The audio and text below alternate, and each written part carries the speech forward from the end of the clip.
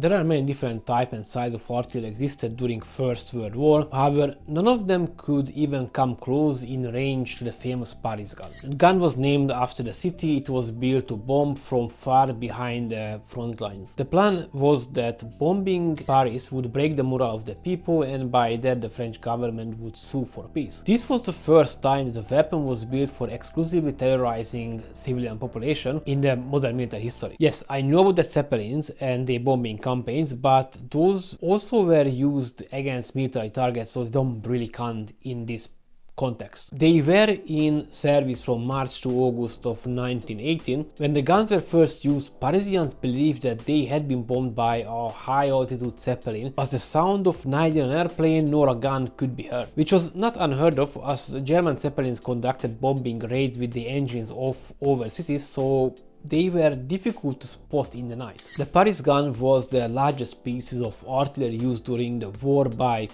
barrel length. Also, I think we can safely say that this was the gun that had the longest firing range ever seen in combat and was not using a self-propelled ammunition.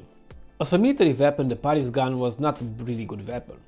The payload was small, the barrel required frequent replacement, and the gun's accuracy was good enough only for city-sized targets. Due to the low accuracy, it was not a good tactical weapon. And due to the low payload, it was not a great strategic one. As the Paris gun was destroyed by the German army in the face of the final Entente offensive, we don't know exactly what it was capable of. Each resource states slightly different data for the weapon's size, range and performance. However, a note on the gun was discovered written by Dr. Fritz Rosenberger, who was the engineer on charge when the gun was developed, which clarified most of the confusing data. The gun was capable of firing a 106 kg shell to a range of 130 km and a maximum altitude of 42.3 km. This was the greatest height reached by a human-made projectile until the first successful V2 flight test in October of 1942. The distance from the gun to the target was so far that the Coriolis effect was substantial enough to affect the trajectory calculations. This means that the gunner had to take in consideration the rotation of the planet under the bullet and modify the angle of the gun accordingly. To build such a gun, they used a worn-out 380mm gun barrels from another large artillery called Langer Max that were fitted with an internal tube that reduced the caliber from 380mm to 210mm. The main section of the barrel was 21 meters long, but it also had an extension, so it reached around 31 meters altogether. Due to this length, it could not support its own weight, hence a suspended support was needed to keep up the barrel. Interestingly, as it was based on a naval weapon, the gun was manned by a crew of 80 German Imperial Navy sailors under the command of Vice Admiral Maximilian Rogge. When it was used, it was surrounded by several batteries of standard army artillery to create a noise screen around the big gun, so it could not be located by French and British spotters. The gun fired a 106 kg heavy projectile that had a diameter of 260mm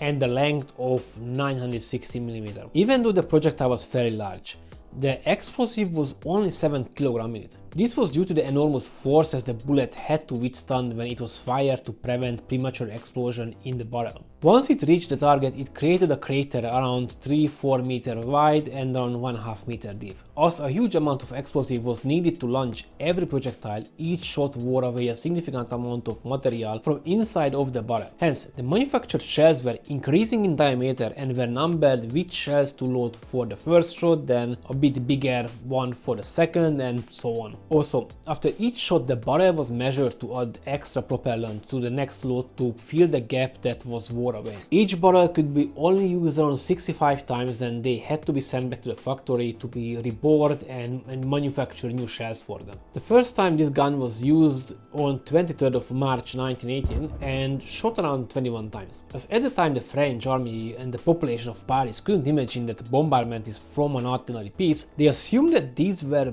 bombs from a very high altitude Zeppelin bombing the city. But once the shell casing from the explosion sites were collected, they have established that these are from some sort of artillery so they searched the nearby hills and quarries for a hidden German gun. A few days later, using reconnaissance planes, the French was able to establish the location of the gun, and some of these locations were bombarded by artillery and some was bombarded by using bombers. But this did not stop the German army to carry on with the bombardment. The number of fired shells during the campaign was between 320 and 367, but it's not easy to establish this due to the conflicting sources. In August of 1918, the gun was pulled back to Germany due to the Entente advancement. When the war was over, although the Allied forces demanded the gun to be turned over, all of them were destroyed and only a carrying cage was confiscated. The Paris gun was indeed an engineering marvel, the first ever truly long-range strategic weapon.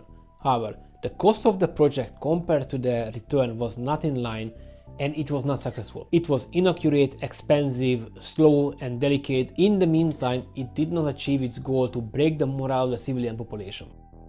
This was it for this video. Thank you for watching it and see you in the next one.